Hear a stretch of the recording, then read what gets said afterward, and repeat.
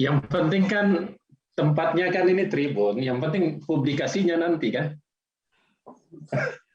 Apalagi Pak Dirjen ikut di sini nih, punya senior. Iya, Taruna, kabar. Alhamdulillah.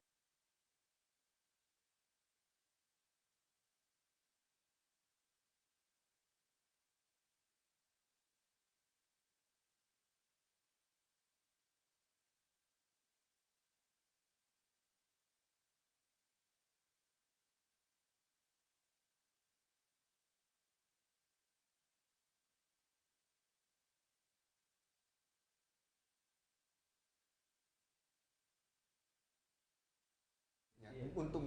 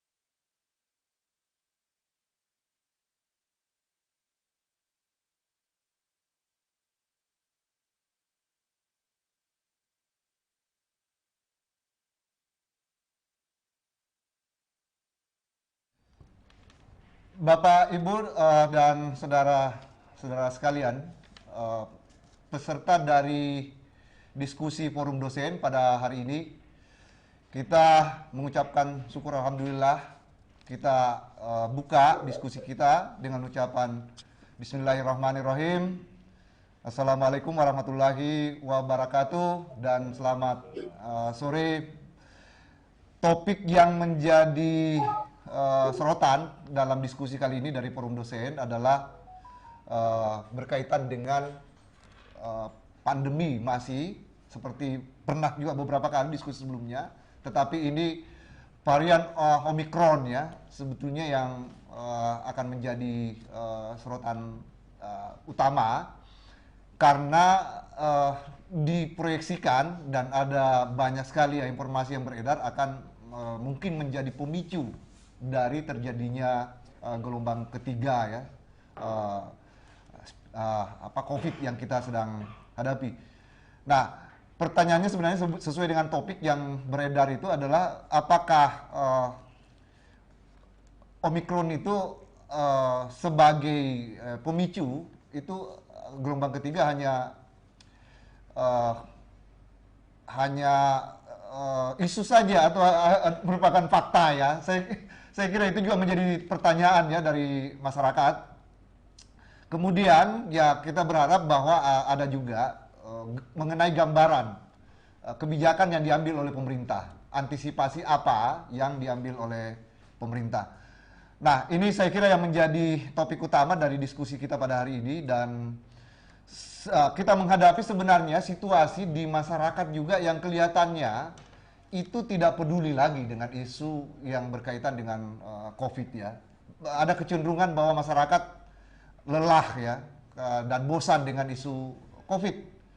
Nah, beragam informasi yang muncul di media itu malah membuat masyarakat ya jenuh, dan mereka kelihatannya bahkan tidak mau membaca, bahkan ada yang tidak mau mendiskusikan lagi, Pak, apa yang disebut dengan gelombang ketiga ya, atau yang berkaitan dengan persoalan COVID ini. Nah, ini saya kira agak serius menurut saya kalau ternyata bahwa ada dampak yang mungkin sangat berbahaya bagi masyarakat ya, dengan varian baru yang sekarang ini setelah varian Delta ya di gelombang kedua, sekarang Omikron. Apakah itu akan berdampak lebih berbahaya atau berdampak ringan? Kita belum tahu sebetulnya. Nah, karena itu mungkin kita akan bahas sebentar topik ini, dan sudah ada pemicu ya narasumber kita pada hari ini, yaitu pertama Profesor Dr. Taruna Ikrar. Prof. Taruna yang saya kira kita sudah kenal bersama. Suaranya Pak Di. Tidak ada suara ya?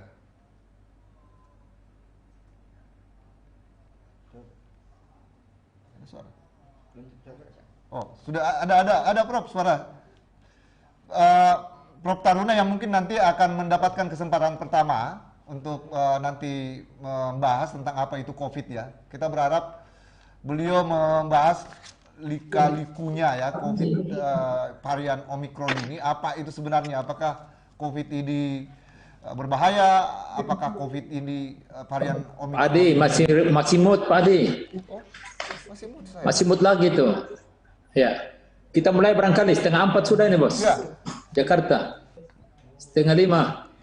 Masih mood Pak Adi, masih mood. Wah. Ya. Kita Ya, mulai.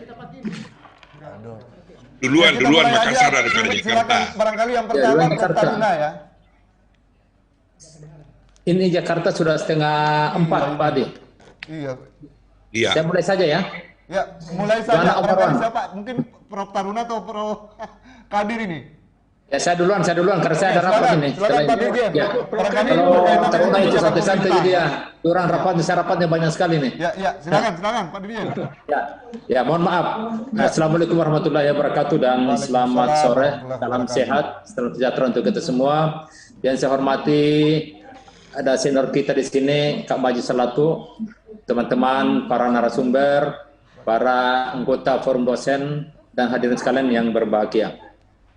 Baiklah, barangkali karena setelah ini saya mesti on lagi di ini konferensi pers setelah ini Pak Marwan di seluruh Jakarta mengenai COVID ini, jadi saya mendahului Pak karena habis ini silakan Prof.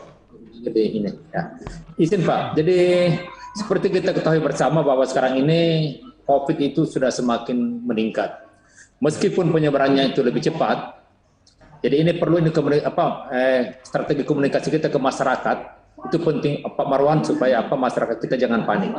Jadi harus kita tekankan bahwa meskipun penyebarannya lebih cepat, namun demikian gejala Omikron itu secara klinis tidak separah dengan Delta. Jadi gejala Omikron itu tidak separah dengan Delta. Walaupun penyebarannya mungkin 5 kali lipat dari Delta, tapi gejala klinis yang disebabkan oleh Omikron ini tidak separah dengan Delta. Namun demikian, catatan buat kita semua, buat lansia, jadi umur 60 tahun ke atas, anak-anak yang juga imunitasnya masih rendah, kemudian orang-orang dengan komorbid Pak, yang ada penyakit-penyakit organiknya, penyakit penyertanya, misalnya dia diabetes mellitus, dia penyakit jantung, misalnya dia ada stroke, dia ada kanker, ini harus hati-hati. Karena orang-orang yang seperti ini itu kalau kena Omikron itu bisa gejalanya berat. Demikian juga dengan orang-orang yang belum divaksinasi, ini tetap berpotensi untuk menyebabkan kematian. Ini penting. Diminta tolong Pak Marwan Mas sebagai wartawan di Tribun perlu membahasakan ini ke masyarakat kita. Mereka jangan panik karena Omikron ini meskipun peningkatannya kecepatan penularannya 5 kali lipat daripada Delta, tetapi gejala klinis yang dihasilkan itu sangat ringan. Tidak seberat dengan Delta. Namun demikian harus ada catatan bagi lansia, bagi anak-anak, bagi yang ada komorbid, dan juga bagi mereka yang belum divaksin. Karena kalau belum divaksin bisa memberikan gejala yang lebih berat. Nah, oleh karena itu, kita mengharapkan bahwa masyarakat kita itu tetap waspada menghadapi kenaikan kasus Omikron ini dalam 2-3 minggu ke depan. Jadi kita masih melihat 2-3 minggu ke depan ini mungkin akan terjadi semacam peaknya atau puncak daripada penyebaran Omikron ini. Oleh karena itu, semua masyarakat diharapkan untuk tetap hati-hati. Kemudian, sudah ada banyak daerah seperti Jawa dan Bali di mana kenaikan kasus Omikronnya sudah melampaui Delta. Jadi kalau kita dilihat grafik, Omikron itu kenaikan Omikron sudah melampaui Delta. Dan ini akan terus naik dalam beberapa waktu dekat. Oleh karena itu saya harapkan bahwa mohon maaf, masyarakat itu jangan hanya terpaku untuk melihat kenaikan kasus. Masyarakat kita jangan terpaku hanya melihat kenaikan kasus, tapi yang paling penting adalah masyarakat harus melihat berapa sih jumlah pasien yang dirawat di rumah sakit. Ya, kalau dulu itu misalnya dengan Delta kita prediksi asumsi kita 20% dari kasus Delta itu akan abnormal di rumah sakit. Dengan asumsi 15% untuk isolasi, 5% untuk ICU. Tetapi untuk Omikron ini ternyata yang masuk rumah sakit itu sangat rendah. Sangat rendah. Cuma di bawah 10%. Dan itu pun yang masuk ICU itu cuma 0,04% dan yang menyebabkan kematian juga sangat rendah, sangat kecil. Jadi ini penting sekali. Jadi kami dari Kementerian Kesehatan mengharapkan buat masyarakat yang kebetulan terindikasi misalnya konfirmasi positif Omikron atau COVID-19 tapi tanpa gejala ataupun gejala ringan, maka kami mohon untuk tetap berada isolasi mandiri di rumah. Jadi tidak usah mentak ke rumah sakit, tidak usah maksa-maksa harus ke rumah sakit. Kenapa? Karena ini gejalanya tidak berat, dan yang kedua untuk mencegah tekanan yang berat kepada rumah sakit. Bisa dibayangkan Pak, kalau hari ini misalnya sudah 50.000 masuk ke 50.000 kasus di Jakarta misalnya atau seluruh Indonesia, semuanya masuk rumah sakit, maka itu cuma dalam waktu 1 minggu rumah sakit kita akan penuh. Dan kalau rumah sakit kita penuh, tentunya akan menyebabkan tekanan yang berat kepada petugas kesehatan kita dan juga akan menyebabkan kualitas pelayanan kita akan berkurang dan akan menyebabkan kematian seperti itu. Oleh karena itu kami harapkan bahwa saudara-saudara kita yang positif atau yang terpapar Omikron ini, yang paling penting itu adalah perhatikan saturasi oksigennya. Jadi kita melihat ukuran tanpa gejala, ukuran ringan, sedang, berat dan kritis itu kita ukurannya adalah yang pertama kita lihat saturasi oksigen ini paling gampang. Jadi kalau ada misalnya oximeter, lihat saja saturasi oksigennya. Kalau saturasi oksigennya masih di atas 95%, itu tidak usah takut. Karena itu masih masuk kategori masuk kategori tanpa gejala atau gejala ringan. Tapi kalau saturasi oksigennya sudah turun jadi 93 sampai 95, itu hati-hati, masuk kategori sedang. Demikian juga kalau masuk lebih dari itu disertai dengan gejala-gejala yang lebih berat, maka itu tentu harus masuk rumah sakit. Oleh karena itu yang kami anjurkan pada saat sekarang ini dari Kementerian Kesehatan adalah kami memohon dan meminta kepada semua masyarakat, khususnya yang mereka komorbid, lansia, kemudian juga yang kebetulan adalah anak-anak barangkali yang masih bisa, ini secepatnya dilakukan vaksinasi. Karena bagaimanapun juga vaksinasi betul tidak mencegah dan tidak menghambat orang untuk terinfeksi, tapi dengan vaksinasi minimal akan mengurangi gejala klinis. Jadi gejala klinisnya itu adalah tanpa gejala dan ringan. Ini terbukti dengan adanya vaksinasi. Itulah kenapa salah satu alasan kenapa Indonesia sekarang ini dibandingkan dengan negara-negara Amerika misalnya dan Inggris misalnya, kok Indonesia rata-rata yang kena Omikron itu gejalanya ringan dan tanpa gejala. Itu disebabkan oleh karena vaksinasi, Pak. Tingkat vaksinasi kita yang begitu cepat menyebabkan yang terkena itu yang tervaksinasi itu menyebabkan gejalanya jadi ringan atau gejalanya tanpa gejala. Ini penting buat kita. Oleh karena itu saya harapkan bahwa kami dari Kementerian Kesehatan sudah mempersiapkan rumah sakit untuk dalam rangka mengantisipasi kemungkinan terjadinya kenaikan kasus yang masuk ke rumah sakit.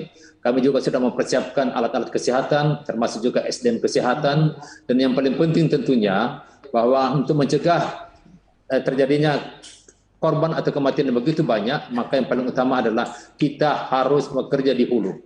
Di hulu itu artinya apa? Bagaimana kita betul-betul memberikan edukasi kepada masyarakat untuk selalu menegakkan protokol kesehatan dan sebagainya. Kemudian tentunya kita lakukan tracing dan testing untuk mencari apakah misalnya yang positif itu kita langsung tracing minimal 15 sampai 25 orang dalam waktu 1 kali 24 jam untuk mendapatkan adanya potensi untuk penularan dan sebagainya. Kemudian kita juga lakukan percepatan vaksinasi.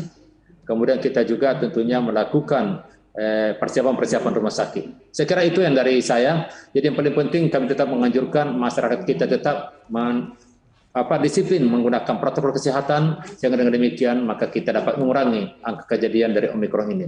Dan yang paling penting memang Pak Adi, kalau misalnya memang kuliah-kuliah kalau masih bisa daring saja dulu lah.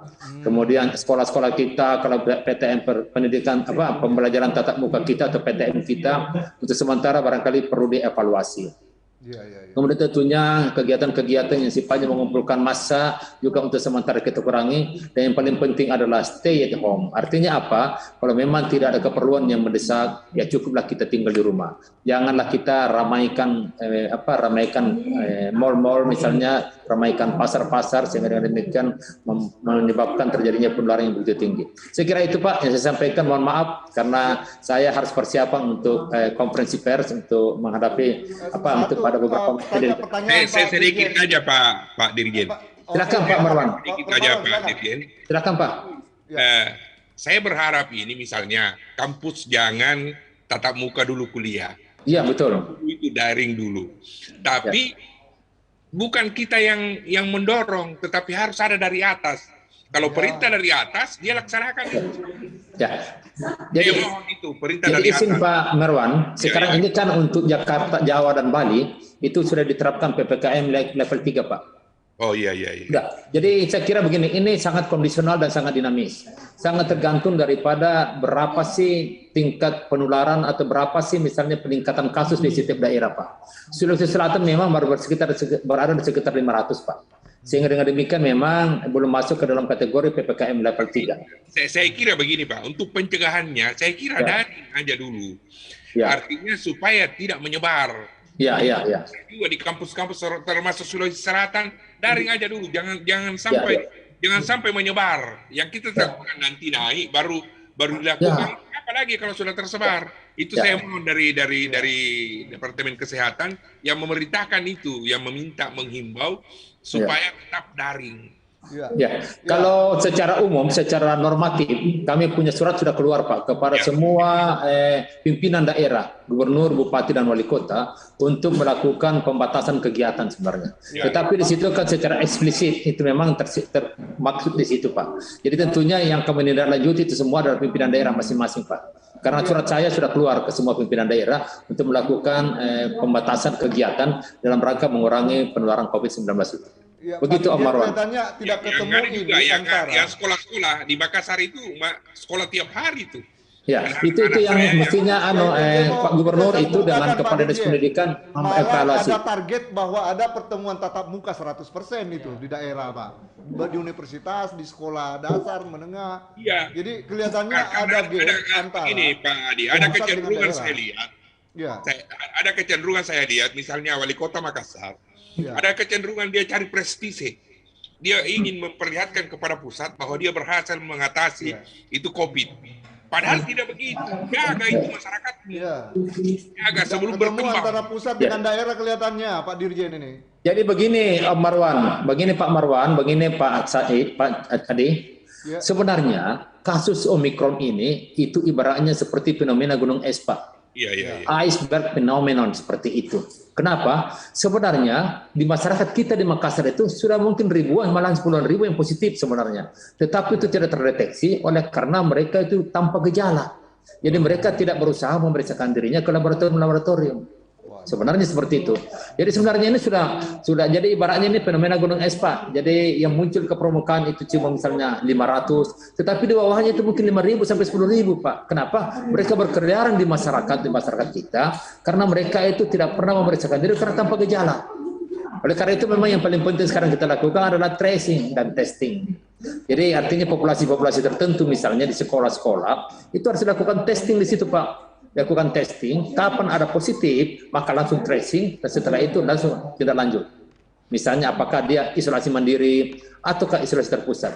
Alhamdulillah Pak, kami di Kementerian Kesehatan sekarang ini menggunakan telemedicine Pak. Bayangkan setiap hari di Jakarta ini saya melayani sekitar 8.000 orang kasus yang positif dengan menggunakan telemedicine. Jadi mereka itu pada saat misalnya terdeteksi dengan NAR, jadi new record misalnya dari laboratorium terhubung dengan NAR, itu terdeteksi bahwa dia positif, maka dari situ NAR itu akan ada notifikasi ke WA masing-masing, ke HP masing-masing. Notifikasi ke WA masing-masing, ke HP masing-masing menyampaikan bahwa Bapak itu positif. Nah, pada saat dia positif begitu, maka dari Kementerian Kesehatan juga itu akan menghubungi platform-platform atau startup Pak. Di situ ada Halodoc, Okedoc, macam-macam di situ. Sehingga dengan demikian si pasien tersebut melakukan telekonsultasi dengan startup tersebut dengan Halodoc. Kemudian Halodoc akan melakukan pemeriksaan secara telekonsultasi, anamnesis dan sebagainya. Setelah itu dikeluarkan resep Pak. Dikeluarkan resep itu sampai ke Kimia Farma, kemudian oleh si cepat obat itu langsung diantar ke rumahnya. Jadi mereka tidak perlu ke rumah. Itulah sekarang ini yang kita lakukan di Jakarta, di Pulau Jawa dan beberapa daerah di Bali Pak. Ya, ini karena memang kasusnya tinggi di sini. Telemedicine sangat membantu Pak. Telemedicine sangat membantu. Jadi semua digitalisasi. Itu kita sudah ciptakan di Kementerian Kesehatan. Saya kira dari penyampaian Pak Dirjen ini kita sudah bisa mengevaluasi ya, dan ini juga mungkin input bagi kita semua termasuk kementerian bahwa ada sikap yang berbeda ya, yang kelihatannya antara Pulau Jawa dengan di luar Pulau Jawa, antara pemerintah pusat dengan daerah, karena kelihatannya kalau mendengarkan uraian Pak Dirjen itu sangat serius persoalan yang dihadapi sebetulnya ya, karena ada analogi tadi bahkan seperti gunung es. Nah itu saya kira menjelaskan bahwa mungkin perlu ada sinkronisasi, evaluasi kebijakan antara daerah dengan pusat juga Pak. Karena masyarakat tidak bisa berbuat apa-apa, mungkin bersuara seperti yang dikemukakan oleh Prof. Marwan tadi. Orang tua khawatir kondisi yang ada sementara, mungkin pemerintah daerah, mungkin universitas atau satuan pendidikan ya, menengah dan dasar itu ingin agar pertemuan tatap muka itu terwujud 100%, dan itu kebijakan sudah di tangan kita semua yang ada di daerah itu Pak. Nah itu saya kira mungkin perlu, karena kalau melihat persoalan yang diuraikan Pak Dirjen itu sebenarnya justru mestinya itu ya paling tidak selektif ya yang dilakukan di dalam proses pembelajaran tatap muka itu. Saya kira itu Pak Dirjen yang mungkin juga sangat penting menjadi catatan kita dari diskusi kita atas uraian Pak Dirjen tadi. Demikian Pak Dirjen. Siapa ya? Itu pemerintah daerah, kalau tidak ada perintah dari pusat, dia tidak mau laksanakan. itu selalu harus ada penekanan dari pemerintah pusat. Makassar memang masih sedikit, tapi jangan sampai naik. Jangan sampai naik karena itu anak-anak SD. Nah ini Makassar itu saya dengar ini nanti besok hari Jumat baru dilakukan vaksin anak-anak SD itu vaksin 1 yang ke-1. Nah itu yang kita inginkan ada perhatiannya juga, jangan sampai nanti berkembang baru ditutup. Untuk apa kalau sudah berkembang? Ya. Terima kasih Pak. Ya, ini Prof. Marwan, ini kita akan menunggu melihat ke depan, 2 minggu, 3 minggu ke depan ini Pak. Ini akan mencapai puncaknya. Dan diperkirakan diprediksi akan meningkat sekitar 3 sampai 5 kali lipat daripada Delta. Jadi kalau Delta itu 50.000 per hari Pak, kemungkinan kasus kita di Indonesia ini akan mencapai 250.000 per hari. Tapi masyarakat tidak perlu takut. Walaupun 250 per hari, tapi rata-rata gejalanya ringan Pak. Ringan. Cuma kalau dia kena, walaupun ringan, tapi yang kena itu adalah orang tua. Yang kedua adalah orang-orang yang punya komorbid atau penyakit penyerta. Itu bahaya itu Pak. Bahaya. Seperti itu. Oleh karena itu memang tugas kita semua untuk bagaimana memberikan keyakinan kepada masyarakat untuk tetap melakukan protokol kesehatan dengan ketat. Saya kira itu Prof. Marwan. Terima kasih. Ya, terima kasih banyak Pak Dirjen. Terima kasih saya kira Pak Adi, nanti kapan-kapan kita kembali ke Bulukumba Pak Adi. Terima kasih. Pak Dirjen. Nanti mungkin akan kita expose juga sebagai bagian dari pencerahan dan pendidikan ke masyarakat ya berkaitan dengan respon terhadap Omikron ini. Makasih Pak Dirjen. Makasih banyak. Maaf saya keluar ya, Lip ya. Ya, silakan. Saya lagi ada masuk di acara lain lagi ya. Makasih. Ya, silakan. Makasih Pak. banyak. Makasih Pak. semuanya ya. Ya. Makasih ya. Ya. Ini saya sebenarnya agak tegang juga ya dengar tadi ya, dan kelihatannya banyak bahaya yang kita hadapi ya berkaitan dengan kebijakan yang berkembang di daerah, justru juga dengan proyeksi yang dibuat oleh pemerintah pusat. Nah, ini saya kira perlu direspon bersama, dan saya ingin memberi kesempatan kepada Prof. Taruna ya. Silakan Prof, saya kira perlu masyarakat mendapatkan penjelasan apa itu sebenarnya Omikron itu. Dan apakah itu ringan ataukah berat, bagaimana mungkin kondisi yang berkembangnya secara global, kan perlu juga mungkin kita pahami itu sehingga bisa jadi dasar kebijakan. Silakan. Terima kasih. Assalamualaikum warahmatullahi wabarakatuh. Apa suara saya kedengaran? Waalaikumsalam warahmatullahi wabarakatuh. Alhamdulillah, saya kira saya senang sekali dikasih kesempatan sama Bang Adi, teman sekos dulu ya. Kemudian ada Kak Marwan di sini, Prof. Marwan, gimana kabar? Dan ada Pak Sofyan dan kawan-kawan semuanya.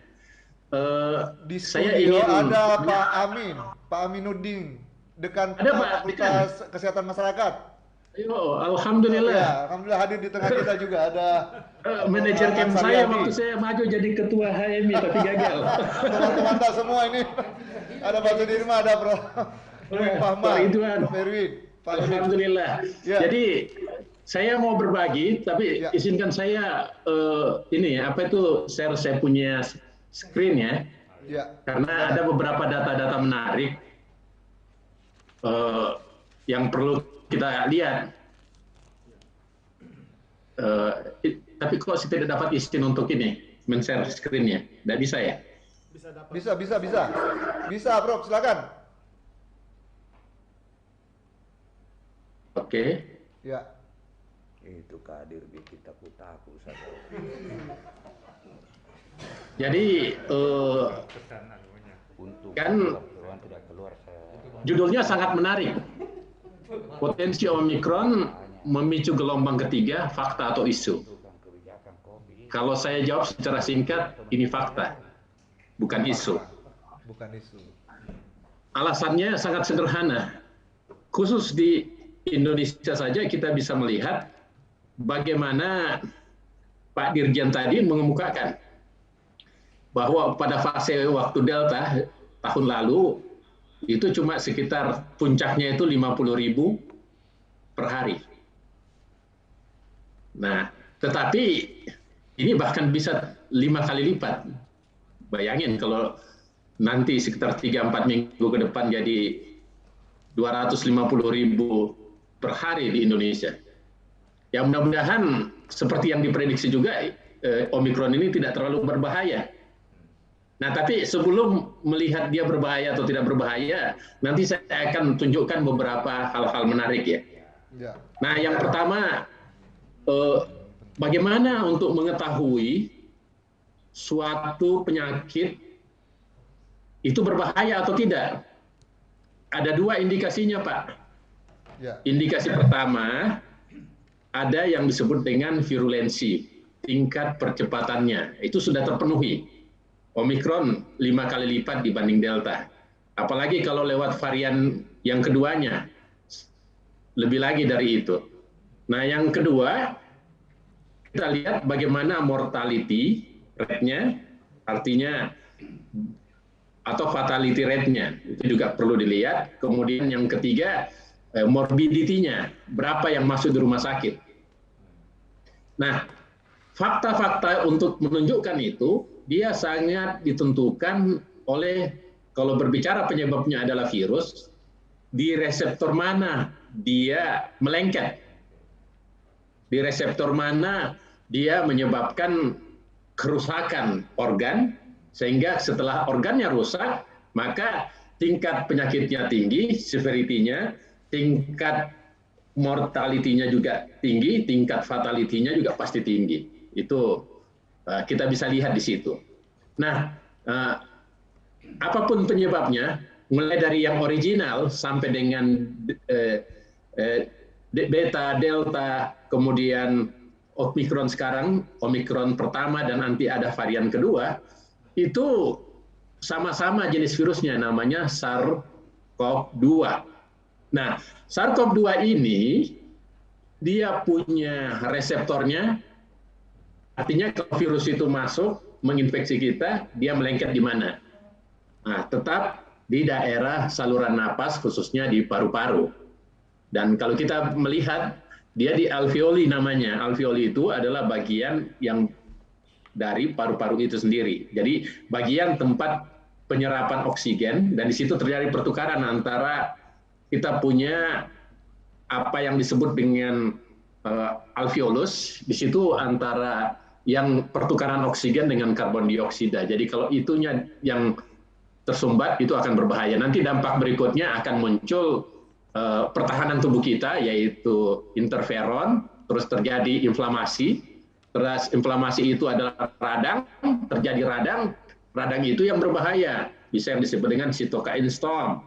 Dan kalau radangnya terjadi, dan terjadi pada pusat di paru-paru itu, maka kan berbahaya. Apalagi kalau leak-nya, dia bisa menyebabkan juga oklusi. Itulah bahayanya penyakit ini. Nah, sekarang tinggal pertanyaannya, bagaimana dengan mutasi-mutasi SARS-CoV-2 ini? Ya, kita sudah melewati kan fase beta, kemudian delta. Nah, sekarang kita memasuki fase apa yang disebut dengan mutasi Omikron. Nah, kelihatannya bahwa secara keseluruhan, bukan Omikron aja, bahwa berdasarkan data yang ada di Lancet, di Nature Communication, bahwa 4.000-an lebih yang terdeteksi adanya apa yang disebut dengan varian-varian baru. Tapi varian-varian baru yang datang itu tidak semuanya berbahaya.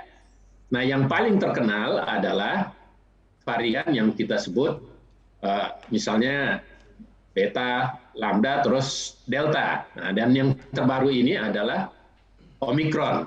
Nah, Omikron ini apa itu mutasi? Jadi prinsip dari virus itu bermutasi sebetulnya adalah virus berupaya untuk tetap hidup. Karena dia kan caranya artinya memperbanyak diri. Dengan memperbanyak diri, maka dia bisa tetap bertahan. Nah, manusia juga berupaya mempertahankan diri, seleksi alam.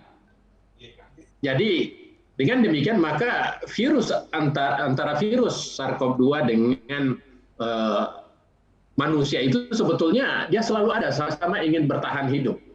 Nah, tentu pertahanan itu terbagi dua. Ada yang disebut dengan artifisial, artinya dengan vaksin buatan, ada yang disebut dengan alamiah. Kalau alamiah itu contohnya yang paling konkret kalau orang terkena langsung virusnya terus dia bisa sembuh. Nah, tapi kalau dia tidak mampu bertahan ya dia meninggal. Itu disebut dengan proses pertahanan alamiahnya. Nah, kalau yang artifisial itu yang imunisasi, lewat imunisasi. Nah, sekarang kita mau melihat apa manfaat imunisasi selama ini. Sudah dijelasin tadi oleh Prof. Kadir bahwa, dan memang berbagai badan dunia kayak WHO, kemudian lembaga yang saya pimpin sekarang yaitu AYAMRA, juga kita sudah menyaksikan bahwa vaksinasi itu mempunyai peran yang sangat-sangat bagus. Kenapa? Karena imunisasi dan vaksinasi itu berhasil mengurangi apa yang disebut dengan dua hal, yaitu severity-nya atau morbidity daripada SARS-CoV-2 ini, dan yang kedua meningkatkan juga, menurunkan apa yang disebut dengan fatality rate-nya. Nah, fatality rate-nya itu bisa turun karena tubuh yang ditervaksinasi itu baik secara alami maupun lewat artifisial mengalami peningkatan kekuatan atau antibodi dalam tubuhnya sehingga dia mampu bertahan lebih bagus.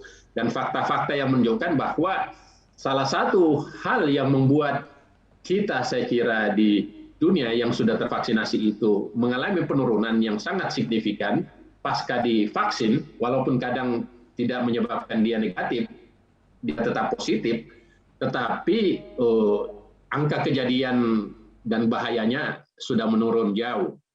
Dan itu yang kita harapkan. Jadi target dari vaksinasi itu terbentuknya herd immunity, terbentuknya ketahanan dari seluruh masyarakat, sehingga dengan demikian maka dia kuat terhadap serangan ini. Dan berdasarkan itu lama-kelamaan kita akan berdampingan dengan penyakit ini seperti endemik, seperti flu-flu biasa, dan akhirnya kita bisa hidup normal kembali. Nah, timbul pertanyaan yang berikutnya sesuai dengan isu ini. Omikron ini bisa berdampak berbahaya atau tidak? Jawabnya bisa berbahaya tetap. Karena reseptornya, walaupun terjadi mutasi berdasarkan riset-riset itu, dia tetap mempunyai reseptor di daerah pernapasan. Artinya apa? Omikron ini kalau kelihatannya, walaupun dia positif, tetapi kelihatannya OTG-nya lebih tinggi atau tingkat keparahannya rendah, itu bukan semata-mata karena virusnya yang bermutasi yang melemah. Buktinya bahwa virus ini tidak melemah, virulensinya meningkat sampai 5 kali lipat. Tandanya itu yang kita lihat, yang mendominasi seluruh dunia sekarang adalah Omikron dalam waktu yang sangat singkat. Itu faktanya bahwa virus ini tidak melemah. Yang terjadi sebaliknya, orang yang dihabis vaksin maka daya tahan tubuhnya meningkat. Dan karena daya tahan tubuhnya meningkat, maka walaupun dia tetap terkena, tidak terlalu parah lagi. Jadi berdasarkan fakta itu, maka anjuran yang paling penting menurut saya, pertama, COVID-19 ini tetap menjadi concern kita seluruh dunia. Yang kedua, kita sudah menemukan berbagai macam vaksin, dan vaksin itu menjadi kunci untuk ini, dan kita harus bersatu menghadapi ini dengan cara tentu memaksimalkan vaksinasi itu secara massal. Bagi orang yang masih kontroversi tidak mau divaksin, saya kira itu egois ya. Karena fakta-fakta ilmiahnya menunjukkan bahwa vaksinasi ini walaupun meningkatkan daya tahan tubuh secara komunitas, dan inilah caranya supaya kita bisa memenangkan pertarungan ini. Yaitu apa endingnya pertarungan itu? Pertama, endingnya bahwa kalau daya tahan komunitas sudah tinggi, manusianya sangat kuat, virusnya walaupun bagaimana bermutasi dia tetap jadi lemah dibanding kekuatan daya tahan tubuh kita, maka kita tidak kalah. Sehingga lama-kelamaan nanti apakah itu jenisnya Omikron 1 atau Omikron 2 nanti akan lemah dengan sendirinya dibanding dengan kekuatan daya tahan tubuh manusia, maka itu akan beralih menjadi seperti flu-flu biasa, dan akhirnya jadi nanti endemik, dan akhirnya kita hidup normal kembali. Jadi saya kira itu pertanyaan-pertanyaan yang muncul bahwa Omikron faktanya menjadi bisa menimbulkan gelombang ketiga, itu fakta. Tinggal bagaimana gelombang ketiga ini jangan membuat sistem kesehatan kita menjadi ambruk. Apa itu menjadi ambruk? Artinya karena terlalu banyak yang menderita, rumah sakit tidak mampu lagi menampung. Kita bayangin waktu gelombang kedua kemarin kan banyak sekali dan banyak yang meninggal. Dan kita ya itu yang kita harapkan. Saya kira demikian. Ya, satu pertanyaan, Prof. Taruna. Kalau cara yang dihadapi ya, apa yang harus dilakukan? Karena sebenarnya kalau mendengar uraian, pada dasarnya kan tetap berbahaya Omikron itu. Tapi kan kemampuan pemerintah, apakah sebanding dengan perkembangan yang mungkin mutasi atau dampak yang ditimbulkan ya dari Omikron itu? Jangan sampai pemerintah malah lengah. Tapi dari segi medis kira-kira tinjauannya seperti apa itu? Cara yang harus dilakukan? Ya. Saya melihat begini, Omikron ini jangan kita anggap tidak berbahaya. Mengalami penurunan apa yang disebut dengan dampak mortalitas, dan fatalitasnya memang menurun dibanding dengan Delta. Kenapa? Karena pada zaman Delta kan belum maksimal vaksinasi, obat-obat kita belum temukan. Tapi kalau Omikron, kita sudah temukan semuanya senjata itu. Jadi dampaknya, efeknya pada pasien akan virulensinya meningkat 5 kali, tetapi efek fatalnya menurun 5 kali. Itu kan suatu tanda yang menarik sebetulnya, bahwa boleh jadi tahun ini harapan kita menjadi tahun terakhir pandemik ini. Kita berharap bisa kembali normal di tahun depan. Tapi tentu kita, pemerintah itu harus hati-hati menerapkan sistem. Saya sepakat itu tentang tatap muka. Itu jangan sampai dibuka terlalu lebar karena kita terlalu berani.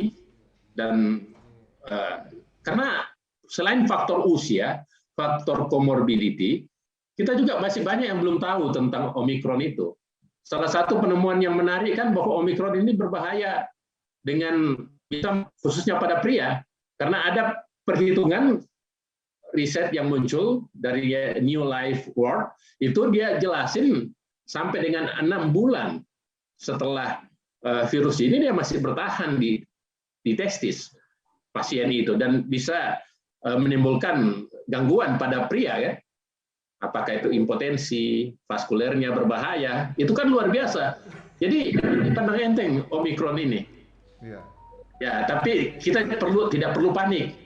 Karena kalau panik justru bahaya kan, bisa menjadi panic, bisa jadi macam-macam.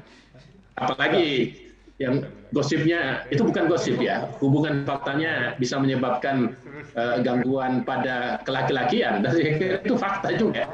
Ada ilmiahnya. Jadi saya kira terima kasih Prof. Taruna, kita bisa menangkap ya, sebenarnya hampir sama dengan Prof. Kadir tadi, meskipun dengan uraian yang berbeda, apa yang disampaikan juga materinya berbeda, tapi prinsipnya sama bahwa Omikron itu berbahaya dan karena itu jangan dianggap remeh, karena itu juga terkait dengan pertemuan tatap muka di dunia pendidikan dan juga kerumunan ya, itu sebaiknya mulai harus dibuat kontrol oleh pemerintah, khususnya lagi pemerintah daerah. Saya kira mirip. Nah sekarang ada di ruangan redaksi ada Pak Ansariadi, mungkin dengan Pak Dekan. Saya tidak tahu yang mana memulai ini, Pak Dekan FKM bisa melihat persoalan ini dan menjelaskan ke kita semua, karena apakah kondisi yang ada di Sulawesi Selatan juga ya lebih khusus, seperti yang digambarkan ini kelihatannya potensinya itu akan terjadi penyebaran ya, yang bahkan menimbulkan dampak krusial ya, katakanlah kita masuk menjadi bagian dari gelombang ketiga itu. Nah silakan Pak Dekan, barangkali Pak Aminuddin, silakan ya. Ini susahnya ini. Kayaknya masuk. Langsung. Baik, Assalamualaikum warahmatullahi wabarakatuh. Waalaikumsalam. Saya pertama-tama ingin menanggapi tadi Prof. Kadir sebagai seorang dirjen. Rupanya kita ini selalu terjebak pada masalah yang sama. Jadi sudah bermutasi virusnya, tapi pendekatan kita pakai masih sama. Kita terlalu diekspos untuk menyiapkan di rumah sakit. Ini kayak membuat, jangan kayak itu menyebut saja kata rumah sakit, itu masyarakat itu menjadi panik. Kenapa kita tidak mencoba untuk di hulu? Sudah ada pengalaman bahwa ternyata salah satu contoh misalnya hulu adalah vaksinasi. Itu adalah pendekatan hulu, itu bukan pendekatan medis. Ada dua sebenarnya yang selalu saya kemukakan, bahwa ada yang namanya vaksinasi sosial, ada vaksinasi biologis. Yang dilakukan pemerintah. Pak Ade, Pak Amin, kecil suaranya Pak Amin. Nah ini nih. Ya. Saya juga ini tukang asar sebenarnya, cuma ya. Saya pakai. Jadi saya ulangi bahwa pendekatan pemerintah saat ini itu masih pendekatan yang dipakai sebelum terjadi mutasi, masih delta, alpha dan sebagainya kan. Padahal ini sudah terjadi mutasi, lalu kemudian semua orang tahu secara ilmiah bahwa penyebaran untuk Omikron ini sangat cepat, dan meskipun tadi angka fatality-nya itu lebih relatif rendah. Tetapi mestinya kan yang diantisipasi oleh kita semua ini adalah pendekatannya dirubah. Saya ulangi tadi bahwa harus ada dua sekaligus yang paralel. Yang pertama itu adalah pendekatan dengan memaksimalkan vaksinasi. Itu adalah pendekatan vaksinasi biologis. Sementara kita kendor di vaksinasi sosial. Coba kita lihat. Kasus di Sulawesi Selatan misalnya, itu pertama yang berasal dari, kalau tidak salah dari Maluku. Itu yang ada di Takalar dan sudah meninggal. Itu komorbid TB itu sudah meninggal. Nah, ternyata sejak awal masuk dari virus ini, itu semua berasal dari transportasi. Orang berkunjung dari luar ke dalam, lalu kemudian itulah yang membawa terus. Tidak ada virus yang dari mana pun seandainya ditutup itu. Kita sangat ketakutan untuk hilang ekonomi. Padahal begitu ini berkembang ekonomi habis. Kan itu. Sehingga menurut saya adalah kebijakan yang tidak konsisten mulai dari pusat sampai di daerah. Contoh lagi, kita lihat bagaimana masyarakat dihimbau untuk tidak rame-rame, tidak berkerumun, sementara misalnya RI 1 itu berkerumun. Baru-baru saja ini di Triple C itu para pengambil kebijakan baik polisi maupun wali kota memberi izin untuk ada konser. Di mana logikanya? Kita melarang masyarakat di satu sisi, sementara di sisi lain kita memberikan peluang yang lain. Coba, ini kan tidak inkonsistensi daripada kebijakan. Semuanya kebijakan yang keliru, tidak konsisten. Oleh karena itu sebenarnya yang paling penting adalah bagaimana kita, ini kan apa yang disebut, apa yang kita lakukan selama ini dakwah bilhal, dakwah bilisan, ngomong, edukasi dan sebagainya, tapi kita tidak melakukan. Itu salah satu kegagalan kita untuk saat ini. Karena kita tidak melakukan apa yang menjadi kita ngomongkan, dan itu dituntut di hari kemudian loh. Dituntut itu karena kita mengatakan, hei jangan melakukan itu, tapi kita sendiri yang tidak melakukan. Ya, ini juga saya kira anggota dewan atau bupati, gubernur dan sebagainya. Yang kedua, ini prokes. Prokes ini sebenarnya ini kan cara Allah memberi kita ini umat manusia bahwa yang pertama kau harus bersih. Kita pakai masker Pak ini dalam rangka untuk bersih. Kita menjaga supaya jangan kita terlalu bicara. Jangan terlalu, kau banyak mendengar dan banyak melihat, tidak usah terlalu banyak bicara. Mungkin itu yang diinginkan oleh Allah kepada seluruh pemimpin dunia. Jangan kau terlalu banyak bicara sementara kau mendengar, melihat, tapi kau tidak lakukan. Itu secara, mungkin itu cara Allah itu menjelaskan kepada kita. Kemudian yang kedua, kenapa kita harus menjaga jarak? Kita sudah pakai itu, lalu kemudian seolah-olah ini saat ini para pemerintah kita itu hanya dunia pendidikan yang selalu disorot. Coba kita lihat faktanya bahwa ternyata kan hanya sebagian kecil atau berapa persen saja itu udah klaster itu dari dunia pendidikan.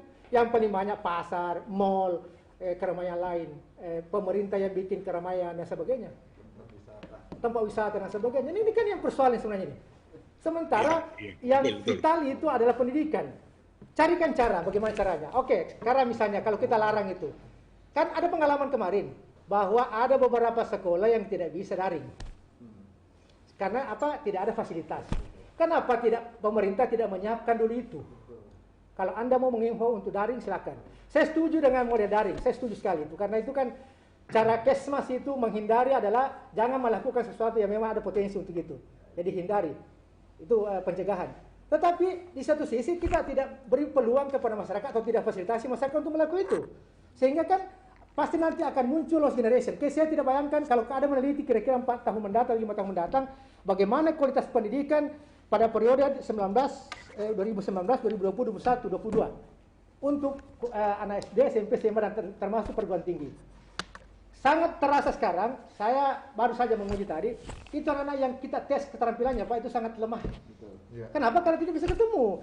Praktikum itu harus dilakukan, tidak bisa hanya bagaimana ya, membayangkan itu seolah tidak bisa Pak. Mungkin dalam apalagi eksakta ya, mungkin teman-teman di non eksakta mungkin masih bisa, tapi kita di eksakta sangat luar biasa. Silakan. Sini. Assalamualaikum. Sini Pak. Pak. Ya. Ini kalau datang beliau ini kan aman lah kita. Ya, baik, berikutnya saya kira poin yang paling utama yang dikemukakan oleh Pak Aminuddin tadi berkaitan dengan kebijakannya. Ada kekeliruan barangkali atau ada semacam kebijakan yang kelihatannya tidak sinkron dengan tuntutan aktual yang justru dibutuhkan dalam proses penanganan COVID. Silakan barangkali berikutnya Pak Ansariadi. Ada tinjauan epidemiologi ya, dan mungkin apakah benar gelombang ketiga itu? Jadi kita hadapi ya. Silakan. Terima kasih. Apa yang disampaikan tadi oleh Prof. Taruna, saya kira terkait dengan apakah akan terjadi peningkatan atau gelombang ketiga.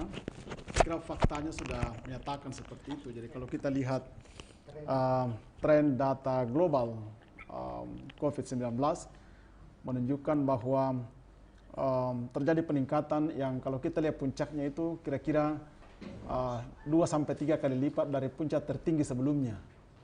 Jadi kalau dulu kita sebut tinggi, maka yang akan kita hadapi gelombangnya 2-3 kali lebih tinggi dari gelombang sebelumnya. Super tinggi ya. Itu faktanya seperti itu. Dan itu secara global dan beberapa negara-negara seperti itu. Nah, di Indonesia kita sudah lihat kemarin gelombangnya sudah pada bulan Juli dan Agustus, maka kalau kita lihat dari mulai naiknya sampai puncaknya itu kira-kira 5-6 minggu. Nah, mungkin Omikron ini akan lebih cepat karena dia daya tularnya lebih cepat. Sehingga ada yang mengatakan kalau di Indonesia atau misalnya anggaplah Sulawesi Selatan atau Makassar ya, mulai naik kira-kira akhir Januari kemarin, maka kita perkirakan sampai pertengahan Maret kemungkinan besar 4-5 minggu ke depan ini akan menjadi situasi yang sangat kritis bagi kita bahwa terjadi peningkatan kasus. Itu berita kurang bagusnya bahwa terjadi peningkatan kasus. Berita bagusnya adalah bahwa sebagian besar rupanya gejalanya ringan. Ya, jadi kenapa terjadi seperti itu? Salah satunya adalah karena kita sudah divaksin sebagian besar. Dan data menunjukkan di Sulawesi Selatan itu sudah di Makassar terutama hampir 70% sudah selesai vaksin 2. Jadi yang dianggap protektif itu kan vaksin 2-nya sebetulnya. Jadi kalau baru 1 itu belum memberikan proteksi yang maksimal. Nah, kalau kita lihat di Sulawesi Selatan, umumnya di kabupaten-kabupaten di luar Makassar, itu baru vaksin pertama yang tinggi sampai 90%. Tapi vaksin 2 itu masih rendah. Ada yang sampai 40%. Artinya apa? Kita masih rentan. Kenapa? Karena proporsi penduduk yang sudah divaksin 2 kali masih lebih rendah. Itu yang saya kira yang informasi yang kita tahu dari apa yang terjadi sekarang terkait dengan Omikron. Yang berikutnya adalah orang tua yang rentan juga tetap sama kita sebutkan tadi. Saya kira itu yang menjadi poin-poin penting. Jadi kalau kita ingin mempercepat dalam beberapa minggu ke depan berpacu dengan kecepatan penularan, maka vaksin kedua harus digenjot. Tidak ada tidak ada alasan untuk mengatakan lambat atau bagaimana, karena fakta sudah menunjukkan kalau lengkap dia punya vaksinasi itu lebih rendah. Demikian juga dengan anak-anak, sekarang kan anak baru mulai.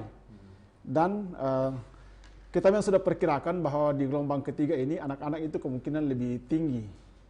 Yang kenapa? Dulu sekolah ditutup waktu datang gelombang kedua. Sehingga tidak ada kurang yang terekspos. Vaksinasi belum. Jadi dulu belum kena, masih dikit yang kena, belum divaksin. Nah, kalau data yang ketiganya kemungkinan besar dia akan paling banyak. Dan saya melihat evaluasi data di Makassar, kalau dulu itu umur yang paling tinggi adalah 20-29, 30-39. Urutan keempat itu anak usia sekolah 10-19. Nah, sekarang itu dia sudah urutan ketiga. Jadi urutan kelima naik ke urutan ketiga. Itu menunjukkan transmisi saya tidak mengatakan transmisi di sekolah, transmisi pada usia sekolah. Ya, mulai menunjukkan terjadinya peningkatan, dan ini kan berimplikasi kepada tadi diskusi kita tentang pembelajaran tatap muka. Nah, kalau saya melihatnya, ini kita harus melihat masalahnya secara lokal. Memang kalau secara nasional naik, kemungkinan itu akan sampai ke Makassar. Tapi kapan waktu yang tepat untuk menutup sekolah atau misalnya tatap muka itu dihentikan. Kalau untuk saat ini, kalau kita lihat perkembangannya, kalau memang yang paling bagus itu tutup dulu. Tapi kamu bukan hanya persoalan menutup, banyak aspek lain kalau sekolah ditutup. Apa indikasinya atau kriteria untuk mengatakan bahwa sekolah itu harus ditutup? Kalau saya melihat, jangan langsung ditutup dulu. Kita harus punya data. Kalau kita tahu dia akan datang betul. Tapi kita juga mesti lihat pada anak usia sekolah seberapa banyak peningkatannya. Kan itu menjadi dasar. Walaupun kita tahu bahwa kalau di komunitas tinggi kemungkinan akan sampai ke anak sekolah karena akan dibuka. Nah, kalau saya melihat adalah kita evaluasi bagaimana peningkatan pada anak usia sekolah, dan kalau menutup apakah berdasarkan di mana ada kasus sekolah atau pokoknya begitu ada sekolah semua ditutup. Nah, saran saya adalah kita lihat klasternya untuk sementara ini. Ya, karena kan yang masuk rumah sakit juga belum banyak. Jadi saya melihat, coba kita lihat di sekolah mana kalau ada kejadian, dan kita lihat di monitor apakah ada kejadian di sekolah. Nah, ini yang sementara saya coba bantu Makassar melihat itu. Jadi kalau ada satu didapat, nah kelasnya dulu barangkali kita tutup. Tidak langsung satu sekolah. Itu satu alternatif ya. Tapi data yang menggambarkan data di beberapa daerah itu kan sebenarnya justru mengharuskan juga Sulawesi Selatan itu membuat antisipasi. Kenapa tidak membuat kebijakan misalnya membatasi sebelum ada kasus yang muncul di sekolah-sekolah? Yang begini sebetulnya adalah kapan waktu yang tepat. Mungkin di situ. Kapan waktu yang tepat untuk sampai ke sana, karena begini Pak Adi, saya yang SD yang ditutup karena belum divaksin. Beda itu SMA, sudah divaksin semua itu. Jadi SD saja dulu yang ditutup semua karena belum divaksin. Itu. Itu salah satu pertimbangan. Tapi data epidemiologi menunjukkan yang banyak kasusnya SMA. Bahaya kalau melihat. Jadi itu salah satu pertimbangan. Tapi di dalam mengambil kebijakan kita harus evidence based, bukan common sense kan? Kita tahu mereka mau divaksin. Itu betul. Tapi data juga menunjukkan yang banyak itu lebih banyak SMA daripada SD. Sementara di peraturan SKB 4 Menteri SD itu ada kasusnya itu yang di. Jadi kalau saya mungkin lebih melihatnya adalah memang kalau kita mau aman tutup semua. Itu yang paling aman. Ibarat kita ada banjir kita balik ke Bulukumba, ada banjir di di Jeneponto, kita pulang aman. Bisa juga kita maju-maju sedikit, tapi sambil anyu-anyu sedikit, tapi masih sampai di sana. Ini kan pilihan. Ini pilihan. Jadi sama dengan saya selalu sampaikan, semua kebijakan yang kita ambil di COVID ini sama dengan kita makan yang enak tapi pedis-pedis sedikit, sampai di mana batas pedisnya yang kita bisa tahan. Tapi apa kira-kira begini Pak, apakah itu bukan kelemahan ya dalam analisis kebijakan? Kalau nanti muncul masalah baru itu ditutup. Artinya begini Pak, apakah tidak sebaiknya pemerintah mengambil inisiatif, mengambil kebijakan, ya mungkin tidak totali, tapi ada pemberlakuan selektif, artinya mungkin seperti SD, disiapkan dulu, diantisipasi supaya sebelum menyebar. Sekolah ditutup sebulan lah misalnya ya, atau kondisi aktual seperti apa yang dihadapi sehingga tindakan yang diambil itu bukan tindakan yang setelah terjadi baru kemudian ada reaksi yang dibuat oleh pemerintah. Iya betul. Jadi itu sebabnya orang epidemiologi biasanya melihat bagaimana perkembangannya. Kalau supaya kita punya gambaran yang jelas apa yang terjadi. Misalnya bagaimana di sekolah kita tahu. Kalau misalnya yang sebagian besar orang dewasa sedikit pada sekolah, itu juga jadi pertanyaan, kenapa bisa begitu? Jadi menurut saya, kita coba lihat datanya apa yang terjadi, baru mengambil kebijakan.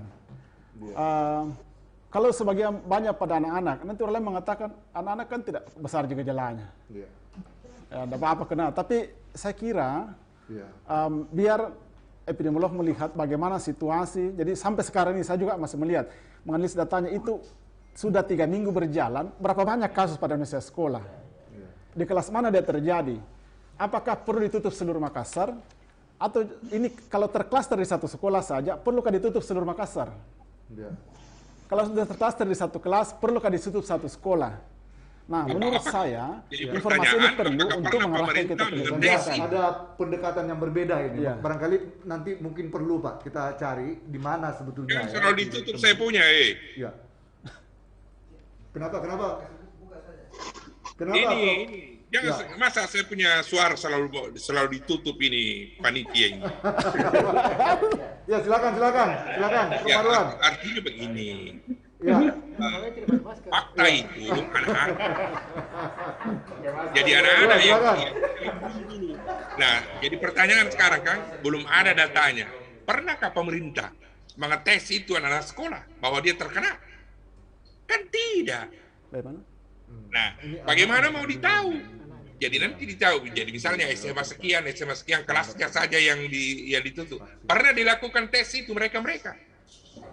Ya, anak SMA itu saya beritahu ya bahwa dia itu umumnya sudah vaksin kedua. Tetapi kalau anak SD sampai SMP tidak, belum. Nah, itu bahaya kalau kena. Kalau kena dia baru mengambil tindakan, itu adalah pencegahan yang keliru. Karena sudah kena. Apalagi ini Kalau kena, nyawa loh, taruhannya nyawa. itu keliru. Itu Pak Adi. Ya, makasih, Prof. Ada lagi yang mau disampaikan barangkali, Pak, sebelum kita lempar lagi. Saya kira itu cukup. Oke, Ya. nanti sebentar direspon Sebentar lagi. respon. Saya ingin ke Prof. Dahyar ya. Prof. Dahyar, saya dikirimi hasil riset tentang COVID ya.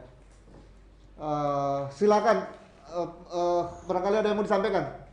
4 menit lah, 5 menit atau 3 menit. Terima Silakan, kasih Prof. Pak Adi. Ya. Terima kasih. Terima kasih, mungkin suara saya didengar, Pak. Karena Ya, saya lagi di bagus. Jakarta Silakan. ini. Halo? Silakan Assalamualaikum warahmatullahi wabarakatuh. Ya, teman-teman sekalian. Jadi saya sebenarnya cuma ingin mengatakan begini, Pak Adi. Ini sebenarnya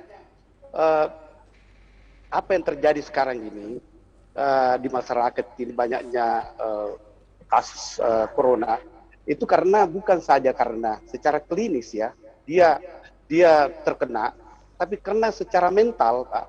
Berita-berita yang disampaikan oleh pemerintah selalu berita ketakutan, Pak. Selalu di media sosial itu ketakutan terhadap berita coronavirus, Omicron dan lain sebagainya. Saya pernah melakukan sebuah penelitian dan dimuat di jurnal internasional tentang coronavirus disrupt the health of social networking. Maksudnya begini, pengaruh media sosial terhadap pengaruh media sosial berita coronavirus di media sosial terhadap kesehatan, kejiwaan dan hak politik seseorang. Dari hasil penelitian saya itu, Pak, yang sudah dimuat itu, bahwa memang media sangat berpengaruh terhadap kesehatan seseorang, kejiwaan bahkan hak politik seseorang. Jadi makin tinggi berita-berita yang dilempar keluar dibaca itu sehingga orang masih imunnya turun, Pak. Itu yang saya teliti. Jadi makin banyak berita-berita ketakutan di media sosial itu imun seseorang makin turun. Sehingga ini sangat mempengaruhi kesehatan dan bahkan kejiwaan seseorang, ketakutan. Saya lihat justru orang yang happy hidupnya ya, yang itu lebih dia sehat dibanding orang yang mengurung dirinya di rumah dan ketakutan, justru itu yang sering sakit. Nah, inilah yang saya coba teliti, Pak, di bagaimana berita di media sosial ya, yang saya lihat di media sosial itu di mana justru berita-berita yang banyak menakutkan masyarakat, justru itu yang banyak menurunkan imun seseorang, dan akhirnya dia jadi sakit. Bahkan secara kejiwaan dia terganggu. Dan ini juga mempengaruhi secara hak politik orang, Pak. Hak politik merasa bahwa masyarakat, ini pemerintah tidak becus ini. Akhirnya mungkin secara hak politiknya tidak akan antipati terhadap pemerintah. Itu yang coba saya teliti. Halo. Saya kira ini sehingga ini barangkali perlu edukasi, Pak. Ya. Buat media agar halo? membuat pemberitaan yang sehingga ini perlu edukasi, berita-berita yang menyejukkan, Pak. Ya. Halo. Okay. Ya, sehingga ini perlu berita-berita yang menyejukkan kepada masyarakat. Jadi pemerintah harus merubah kebijakan bagaimana mengedukasi masyarakat sehingga jangan selalu berita-berita ketakutan terhadap Baik. Coronavirus itu. Prof. Dayat, Saya juga pernah poinnya meneliti saya kira tentang bagaimana Ya. ya Ya, saya kira cukup. Halo. Kita ke teman yang lain, tapi ada hal yang menarik memang berkaitan dengan tekanan mental ya. Juga itu akan sangat berpengaruh, termasuk dampak pemberitaan media terhadap imunitas masyarakat. Saya kira itu poin yang sangat penting dan itu hasil riset yang dibuat oleh Prof. Dayat. Makasih Prof. Kita ke ada terima kasih. seorang ada Pak Dr. Rahmat ya. Dr. Rahmat. Halo. Hadir. Ya, silakan. Assalamualaikum. Barangkali mungkin ada pengalaman menangani COVID dan apa yang terjadi di Sulawesi Selatan di lapangan lah paling tidak. Ya, dokter itu mengetahui lebih luas lagi. Silakan, 4 menit lah. 3 menit, 3 menit. Ya, makasih Pak Adi. Ya. Kita sudah mengikuti banyak yang memberikan pendapat, saran dan sebagainya. Saya ingin secara umum menyampaikan bahwa yang akan kena daripada COVID ini adalah mulai dari bayi sampai dengan lansia. Nah, kita juga mesti sama persepsikan bahwa bayi sampai dengan lansia ada kadar imunitas seseorang itu makin lama makin menurun. Data menunjukkan bahwa 42% yang meninggal kemarin ini itu disebabkan oleh karena adanya komorbid, diabetes, hipertensi. 42% itu karena faktor lansia. Imunitas sudah tidak mendukung lagi. Nah, 62% lagi meninggal itu karena tidak divaksin. Dari data yang ada ini, kita bisa simpulkan bahwa kondisi sekarang kita ini dalam kondisi tanggung, Pak Adi. Sebenarnya tadi teman-teman para epidemiolog sudah menyampaikan bahwa sudah begitu banyak orang yang sudah divaksin. Tetapi herd immunity yang kita harapkan terbentuk ini belum. Nah, ketika ini belum terbentuk, nah, si Delta inilah punya pikiran juga. Dia melakukan adaptasi. Nah, terbentuklah ini yang namanya Omikron. Yang membuat dia punya daya serang, walaupun klinisnya mungkin agak lemah, tetapi daya serangnya sehingga kalau ini dipertanyakan apakah ini fakta atau isu, ini bukan isu, ini fakta. Dan ini akan terjadi. Urusan nanti apa ini menjadi berat, terjadi kematian atau tidak, itu masalah lain. Nah, yang kedua, saat ini kita berbicara Delta Omikron. Saya kira fasilitas kita di Sulawesi Selatan, saya kira hadir di sini ada teman dari Dewan. Nah, kita cuma mampu untuk menyampaikan yang kualitatif, plus atau negatif kena. Apakah itu antigen atau PCR. Tetapi langsung kepada typing, apakah dia Delta atau Omikron, Omikronnya juga Omikron berapa, ini yang kita butuhkan. Itu butuh lab yang lebih sophisticated, Pak Adi, kira-kira. Nah, kita terlalu jauh bercerita banyak, ternyata membedakan Delta Omikron saja mungkin kita masih agak kesulitan di Sulawesi Selatan. Nah, itu. Nah, bagaimana mungkin kita bisa kondisi ini kita antisipasi. Nah, kita lihat tadi sudah ada yang kita mau tutup. Kondisi anak SD dengan anak SMA imunitasnya sudah berbeda. Nah, itu. Nah, belum lagi kita yang mungkin ada silent infection yang tidak tahu diri bahwa kita sudah kena COVID, ini juga tidak tahu. Ada lagi yang kita tidak lupa, kita sudah lengkap vaksin, antibodi yang terbentuk ini tidak abadi di dalam tubuh. Itu akan mengalami penurunan. Suatu waktu kita bisa tidak memiliki kekebalan lagi. Nah, belum lagi datang tipe yang lain. Mungkin di belakang Omikron ada lagi. Nah, inilah kira-kira fasilitas perlu kita siapkan. Typing apa kita Delta atau Omikron, berapa kita punya kekebalan. Jangan kita cuma berpuas diri bahwa telah divaksin. Benar sudah punya antibodi titer berapa. Nah, itu. Nah, harus kita ngomong, saya sudah antibodi 12.000 sekian. Nah, itu baru ada. Itu pun baru antibodi spesifik daripada apa yang divaksinkan. Apakah ini bisa protektif untuk Omikron? Nah, ini semualah hal-hal yang kira-kira kita duduk banyak di sini untuk mengantisipasi. Tadi sekedar tambahan bahwa kita di Sulawesi Selatan cuma ada 1.075 tempat tidur, Pak Adi. Ada cuma 44 ini tempat di ICU yang kita butuhkan untuk itu. Tidak terlalu banyak ini, Pak Adi. Nah, oleh karena itu, mudah-mudahan tidak terisi, tapi perlahan-lahan di Sudiang sudah ada, di Labuan Baji sudah ada. Saya sekarang posisi di awal bros sekarang ini, alhamdulillah, di lantai 6 ini kemarin ada tapi sudah pulang. Nah, itu. Mudah-mudahan tidak bertambah, Pak Adi. Baik, itu baik. aja. Dokter Rahmat, saya kira poin yang sangat penting, beliau tetap juga sama kita ya, khawatir bahwa kemungkinan bisa terjadi ledakan dan pemerintah tidak siap. Fasilitas yang disiapkan pemerintah juga tidak memadai. ada TGUPP nanti mungkin menjadi masukan yang bagus. Dr. Yudi ya, silakan. ID ini yang kita mau tahu ini Pak. ID apa yang dilakukan? Apa istilahnya? Apakah ada tindakan yang sudah diproyeksikan akan merespon ini? Ya. Silakan. Sejak awal kami dari Ikatan Dokter Indonesia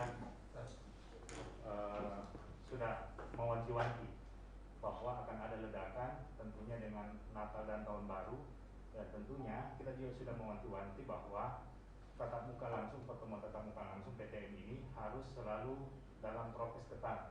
Jangan mentang-mentang 3 bulan melandai, kita sudah bertentangan bahwa suaranya tidak kedengaran, Pak. Suara. Oh iya. Suara. Silakan diulang tadi. Ini nih. Ya. Assalamualaikum warahmatullahi wabarakatuh. Salam. Ya. Kami dari Ikatan Dokter Indonesia dari awal sudah mewanti-wanti bahwa ada proses Natal dan Tahun Baru akan terjadinya ledakan COVID-19. Itu jauh-jauh hari kita sudah sampaikan. Suara masih sangat tidak jelas, Pak Abe.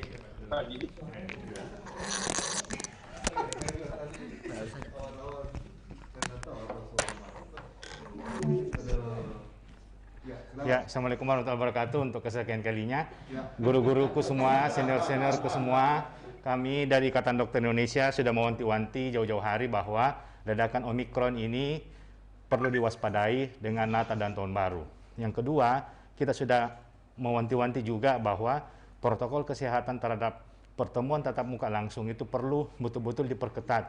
Jangan mentang-mentang 4 bulan kita sudah melandai, kita tepuk tangan. Karena fase COVID-19 ini kayak roller coaster. Kadang tiba-tiba naik, tiba-tiba turun yang kita tidak bisa ketahui. Dan yang terakhir adalah kami dari Ikatan Dokter Indonesia selalu meminta bahwa aturan-aturan yang kita sudah terapkan itu jangan menjadi kita jumawa. Dan tentunya apa yang terjadi saat ini sebenarnya bukan kesalahan Omikron. Bukan kesalahan Omikron, itu kesalahan daripada kita sendiri yang betul-betul menjadikan prokes itu dilonggarkan. Ini kan karena pelonggaran saja, sehingga kita menjadi kebablasan. Dan kami selalu meminta bahwa paling utama adalah bagaimana kita mengedukasi terhadap vaksin. Vaksin ini yang paling penting karena efektif. Waktu zaman varian Delta, itu kita belum kena vaksin semuanya, sehingga terjadi tsunami, dan alhamdulillah saat ini Omikron memang tinggi, tapi yang kita syukuri karena semua hampir 85% itu sudah tervaksin dan itu terbentuk antibodi. Cuma mungkin bagi kita laki-laki ini, dari data yang kita juga dapat, efek yang kita harus waspadai adalah efek COVID, efek panjang daripada COVID-19. Ya, terutama bagi kita laki-laki ini biasanya mengalami rata-rata, tidak semua sih, tapi sebagian banyak yang mengeluh adalah disfungsi ereksi, seks menurun. Ini saya juga dapat informasi dari sahabat dan guru saya, Prof. Taruna Iker, yang juga kebetulan hadir pada Zoom pada hari ini, bahwa ini yang perlu kita anun ada efek daripada COVID-19. Sampai kita bagaimana supaya menjaga terhadap varian. Banyak orang bilang, kenapa tiba-tiba pas mau lebaran, puasa, tiba-tiba meninggi. Sebenarnya momentum saja yang mengatakan ini, tapi jauh-jauh hari kita sudah meminta agar bagaimana khusus pertemuan tatap muka, bagaimana proses dari rumah ke sekolah, sekolah kembali ke rumah, itu betul-betul prokes yang ketat. Ini yang terjadi adalah pelonggaran. Mentang-mentang kita sudah COVID melandai, acara sudah bisa dibikin secara besar-besaran, pertemuan tatap muka sekolah sudah tidak didengung-dengungkan lagi prokes. Nah, ini menurut saya, Prof. Tapi menurut ID analisa ya, atau kondisi yang dilihat itu adalah tidak maksimal ya, tidak disiplinnya kita semuanya. Dilakukan oleh pemerintah. Sebenarnya bukan hanya pemerintah, tapi semua stakeholder, kita semua ini adalah harus saling bahu-membahu untuk bagaimana menjadikan ini protokol kesehatan betul-betul kita perketat. Poinnya di situ, Prof. Suara ini kelihatannya tidak didengar ya? Tidak juga. Banyak masukan-masukan kami didengar dan diterima oleh pemerintah, termasuk bagaimana mendorong supaya vaksin ini betul-betul bisa terdistribusi dengan baik. Baik.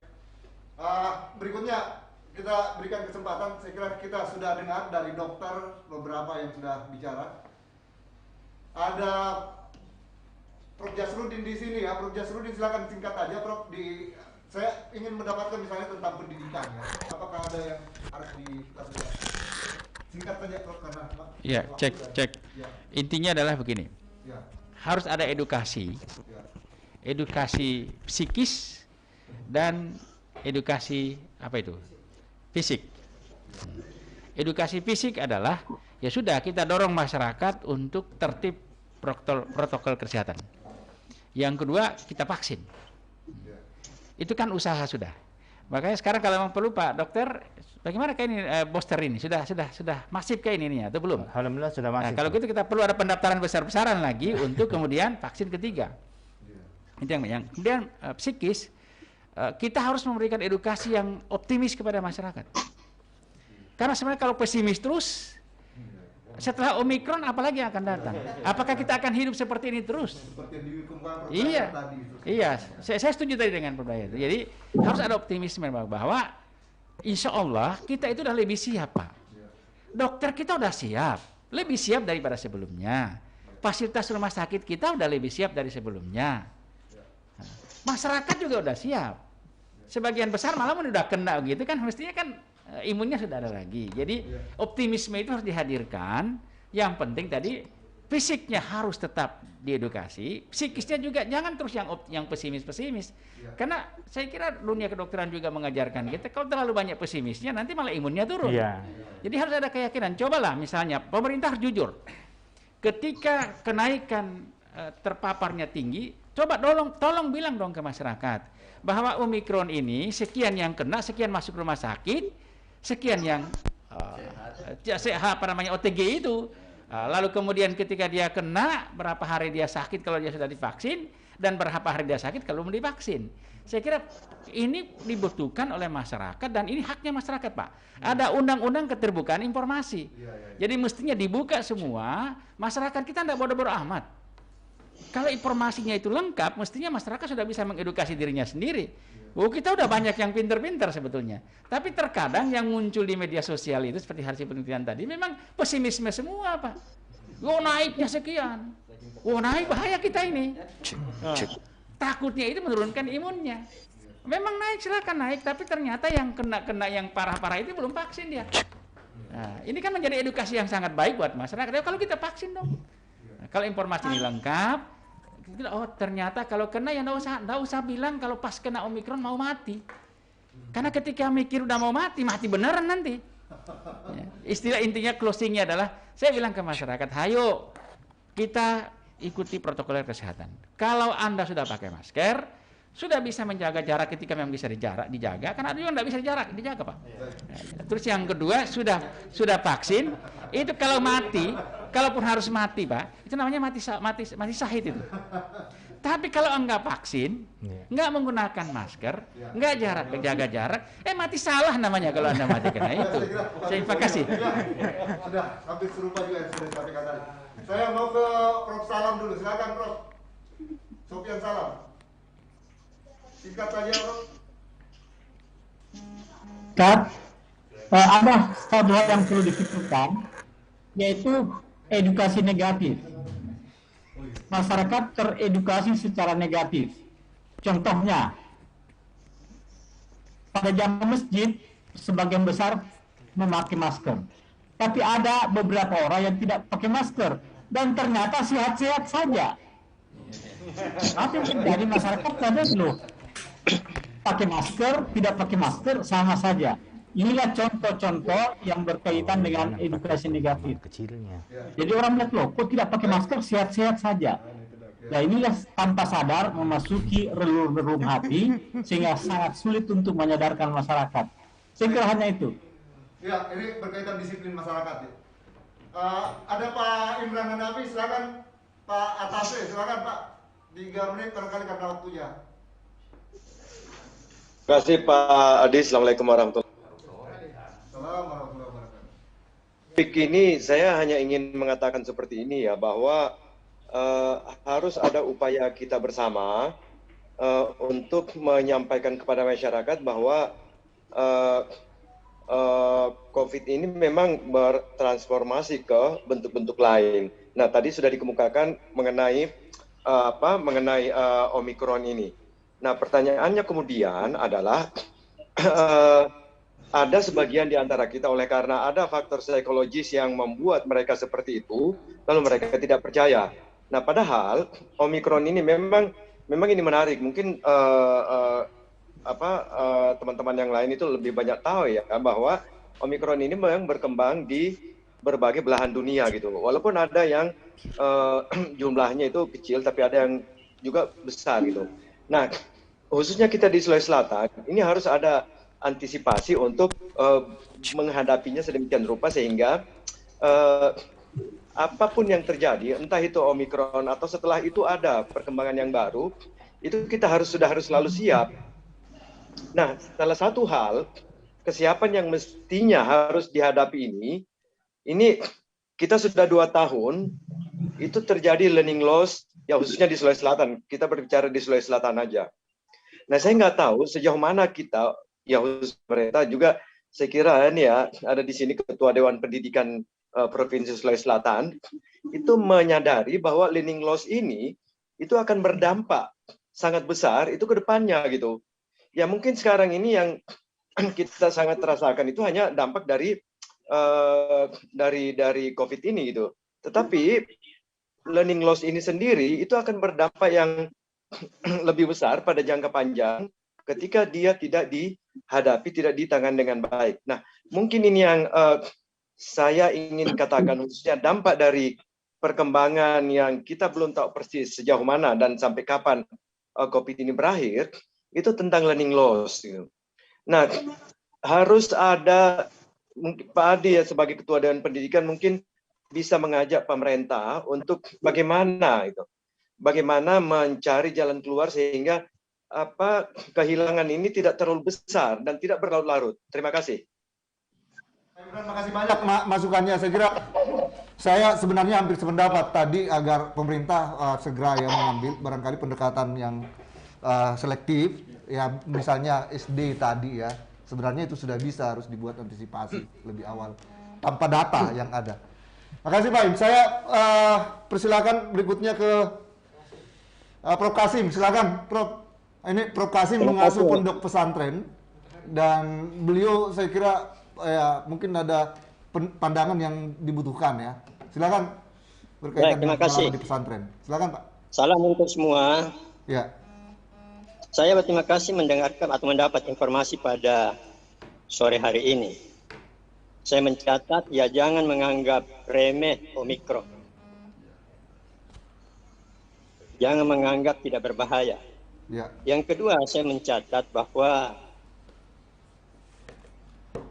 ada hubungan pasti antara vaksin dan virus-virus itu, corona dan Omikron. Tidak vaksin terancam. Kalau vaksin ada perlindungan, itu hubungannya. Yang ketiga, berita di medsos memang mengacaukan. Ada 2 jenis berita. Satu dari kawan-kawan netizen yang menyebarkan hoax sekitar Omikron ini, yang menimbulkan pesimisme yang meluas di tengah masyarakat. Ada juga informasi dari pemerintah resmi, tapi dianggap juga bisa mengundang pesimisme, bukan optimisme. Tapi menurut saya keduanya berbeda. Karena pemerintah tentu berdasar dari data-data dan berbagai sumber yang dia serap untuk menyampaikan sesuatu. Pemerintah tidak mungkin akan mengatakan Omikron itu biasa-biasa saja. Meskipun dokter mengatakan misalnya ya, biasa-biasa saja, pemerintah tidak boleh mengatakan seperti itu. Dia harus membuat kebijakan terhadap yang biasa-biasa itu. kebijakan yang diumumkan oleh pemerintah itulah yang biasa mengundang rasa ketakutan. Karena itu kebijakan menyangkut informasi dari pemerintah memang harus ditinjau kembali. Yang terakhir, saya amati dan mungkin juga saya rasakan pada media sosial, orang yang menyebarkan berita-berita bohong itu bukan orang awam. Orang awam itu ikut-ikut saja. Tapi sayangnya itu dilakukan oleh banyak sarjana. Jenisnya seperti ini, ada sarjana yang anti vaksin. Maka dia memanfaatkan isu-isu tentang COVID dan Omikron ini. Jadi ada memang yang anti vaksin, dia ikut menyebarkan hoax. Yang kedua, mereka yang anti pemerintah memanfaatkan situasi yang galau ini untuk ikut juga menyebarkan hoax. Karena itu saya melihat tidak sedikit di negara kita ini sarjana abal-abal yang tidak mendukung upaya berat yang dilakukan oleh semua warga masyarakat kita, termasuk pemerintah, untuk kita bisa keluar dari ancaman pandemi ini. Jadi ada baiknya universitas juga saya kritik. Ya. Kenapa menghasilkan sarjana yang abal-abal seperti itu ya, di tengah masyarakat? Ya. Dia menyebarkan hoax, tidak justru menunjukkan empati terhadap pemerintah, tidak menunjukkan empati terhadap pihak-pihak yang bergerak meringankan beban untuk keluar dari pandemi ini. Terima kasih. Assalamualaikum warahmatullahi wabarakatuh. Terima kasih banyak. Saya kira ada beberapa poin tadi sudah ditangkap dari Prof. Kasim. Saya percaya karena masih ada beberapa. Prof. Muin silakan Prof. Barangkali silakan. Ya singkat aja Prof. Muin. Ya. Di mana ditaruh itu? Di anu aja Pak. Dipegang. Ya dipegang aja. Ya. Bismillahirrahmanirrahim. Assalamualaikum warahmatullahi wabarakatuh.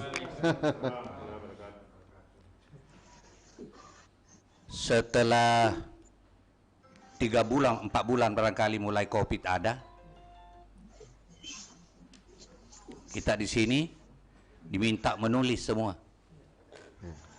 Lalu tulisan saya judulnya ibarat menggarut di sekitar yang gatal, akhirnya tambah gatal.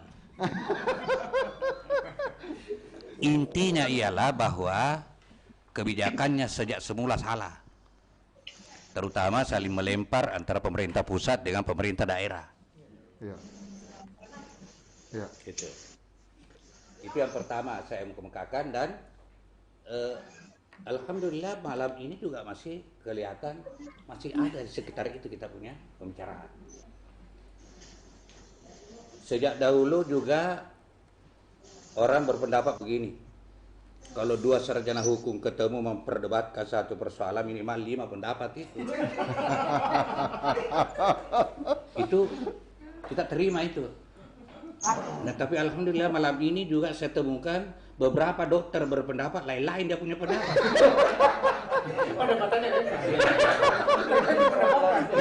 Lain-lain pendapat. Waktu Prof. Kadir tadi langsung turun saya punya ilmu. Waktu beliau bicara langsung naik saya punya ilmu kembali. Langsung naik. Lalu yang lain berbicara akibat ini. Saya sebenarnya mau bertanya, saya tidak tahu siapa yang bisa jawab ini. Ya, ada Prof. Kadir. Kenapa ada saja pandangan seolah-olah anti dari segala yang diupayakan pemerintah ini, anti pasir lah, anti inilah, anti inilah. Kenapa kira-kira? Itu siapa bisa jawab itu? Kemudian orang sudah divaksin, kekebalannya tidak dijamin, bisa menurun. Ya. Apakah sudah pernah ada upaya pemerintah untuk mengetahui bahwa yang sudah divaksin itu sekian 1000 orang, ya, sekian orang sudah turun kekebalannya, sekian orang masih tetap kekebalannya? Ya. Karena juga kita dengar kalau dalam 70% vaksin katanya sudah mewakili keseluruhan. Ya. Nah di sini juga masih berkembang supaya kalau bisa divaksin semua. Ya itu jadi lebih baik divaksin daripada tidak divaksin. Lebih baik divaksin daripada tidak divaksin ya, lebih baik divaksin. Nah sekarang saya mau tanya ya terlibat di situ. Apa sih masalahnya sebenarnya sehingga tidak dipasing semua orang? Waktu saya mula-mula mau dipasing, berkelahi orang di puskesmas. Ya. Berkelahi karena katanya bukan di sini puskesmas, bisa di sana puskesmas. Baik. Nah ini soal kebijakan lagi nih, Prof. Poin saya kira itu.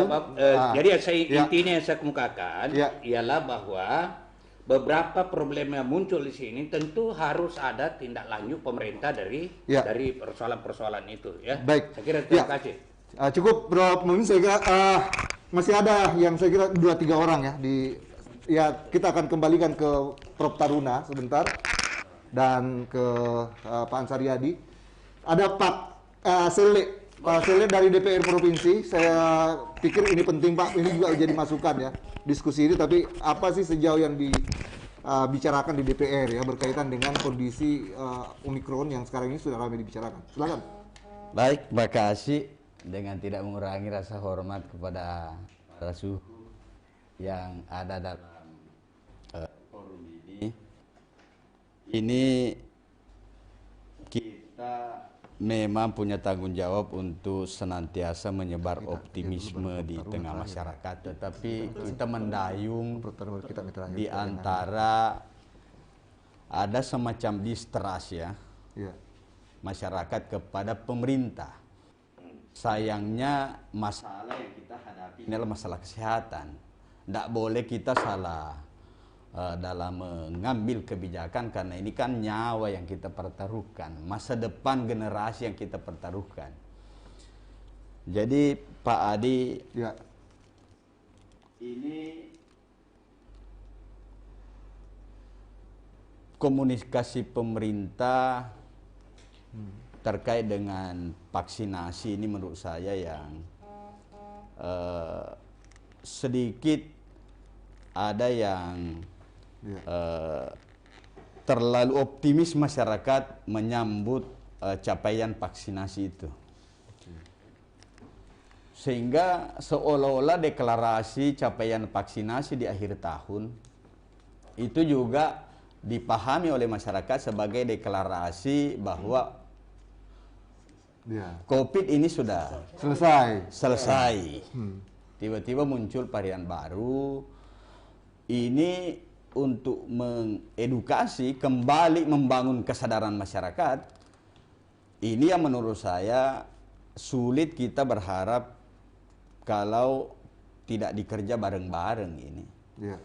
Pemerintah pasti kesulitan kalau hanya pemerintah yang berdiri sebagai garda depan.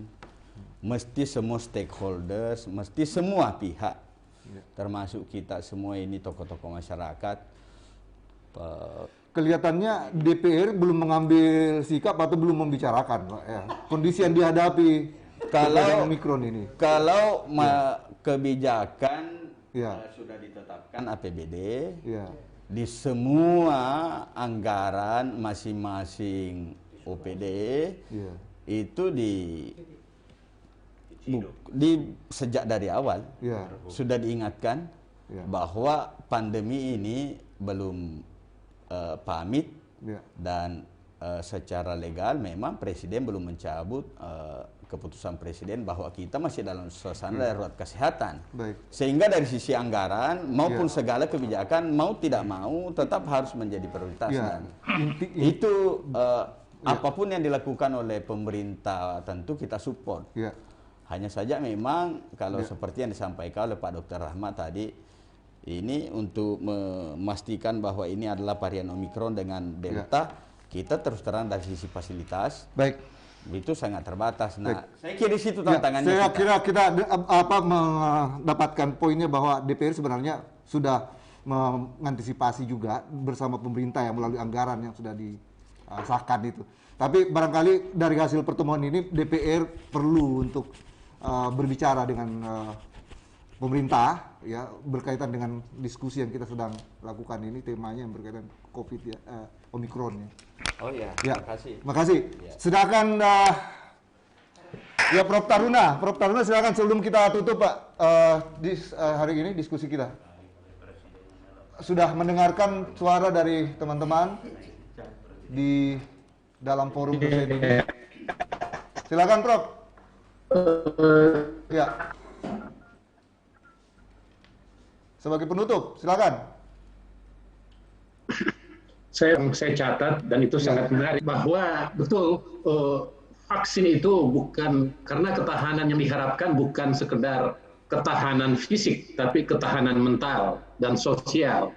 Oleh karena itu vaksin-vaksin yang lain dalam konteks untuk meningkatkan ketahanan dan imunitas tadi perlu ditingkatkan, termasuk hubungannya dengan vaksinasi sosial, bagaimana pertahanan kita supaya tidak ambruk dalam fase pandemik seperti sekarang ini.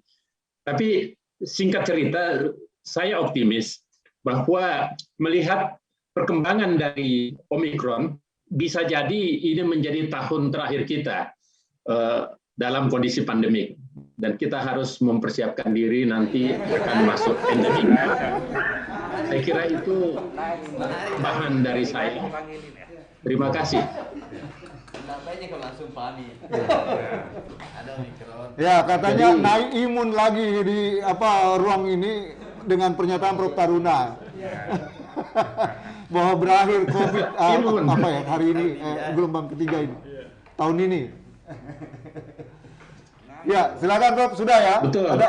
Ya, silakan. Ya. Sudah.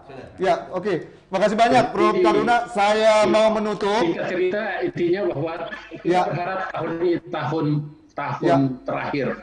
Ya. Karena fakta dari Omikron itu yang menunjukkan bahwa terjadi pelemahan, berarti kan.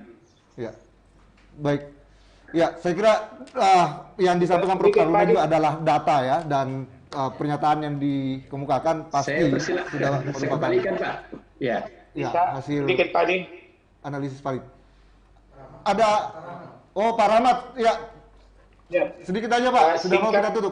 Singkat tadi, yang pertama saya mau mengatakan bahwa mari kita menyamakan persepsi kita yang apapun latar belakang kita, sama cara kita melihat apa itu COVID-19. Setuju. Dari sudut kanan atau kiri itu masalah lain, tapi yang kita tatap adalah satu.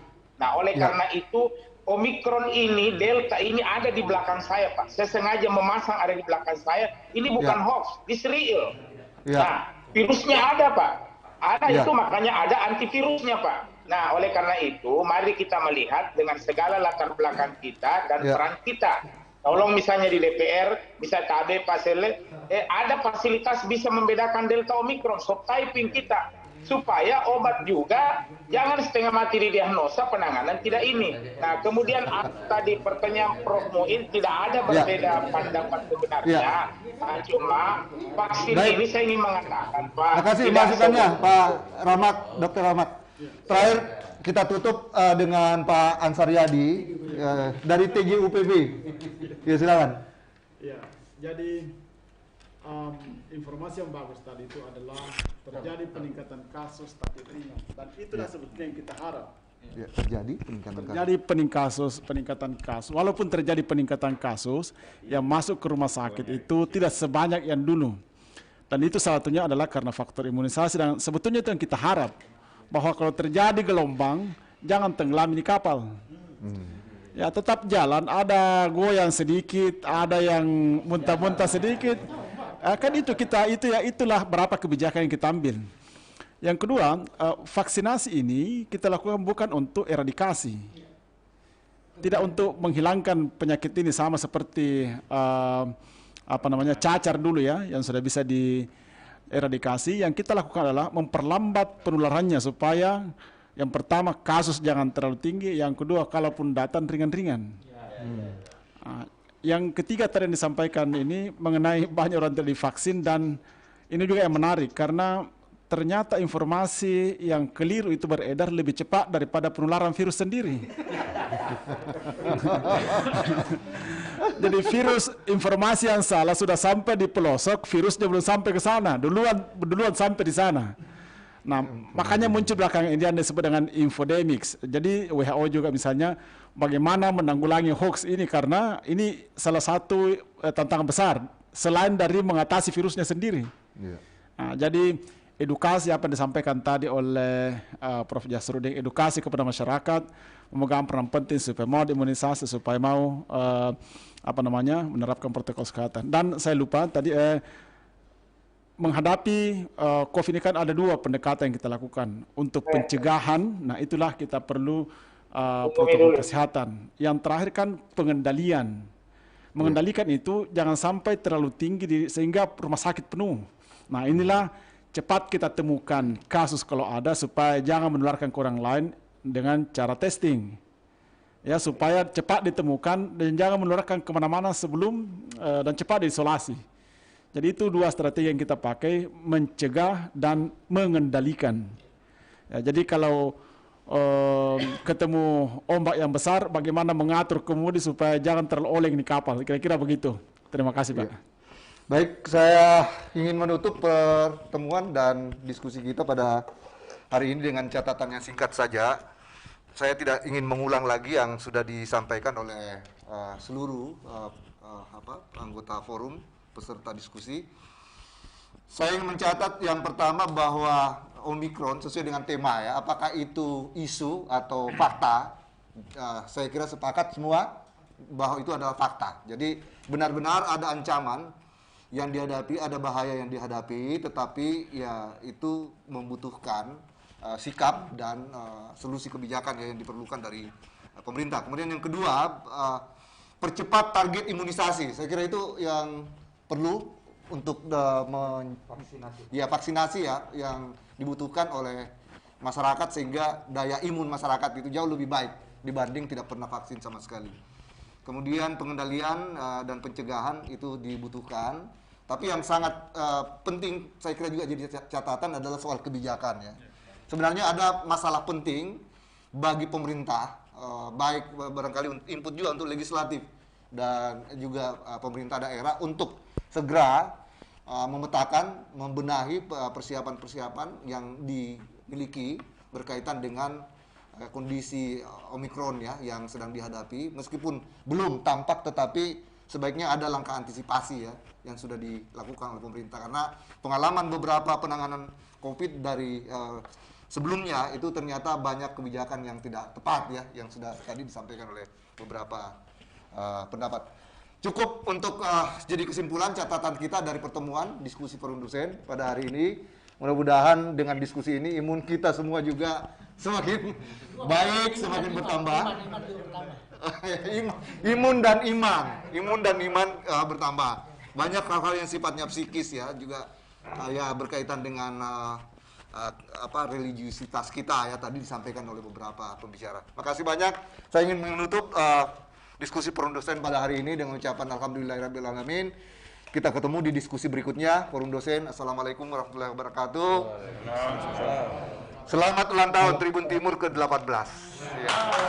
Menjadi lebih sukses sebagai koran terdepan di Timur Indonesia yang ke-18 ya.